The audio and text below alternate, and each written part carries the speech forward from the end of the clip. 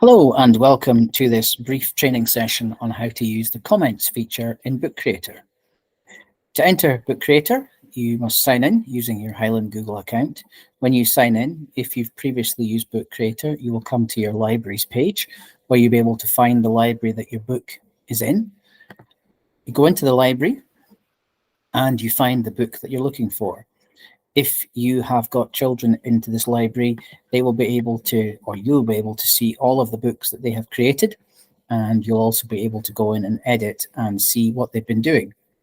I'm going to go into this book called The Dornoch Storm, and I'm going to demonstrate how the new feature that's been added to Book Creator recently is the comments button. So when you go to the page that you want to provide a comment on, what you have to do is you highlight the part of the page that you want to comment on, and then you click on the comment button at the bottom here, and you have got some options as to how you leave those comments. You can type them in text,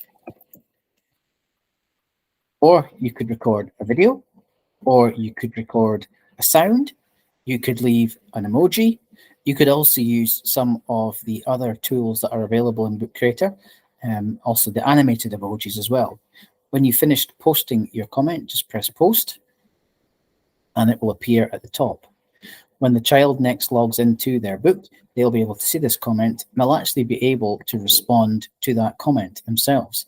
They'll be able to respond either by typing, they'll be able to respond by adding an emoji, and so you can begin to have a conversation around a piece of the actual text.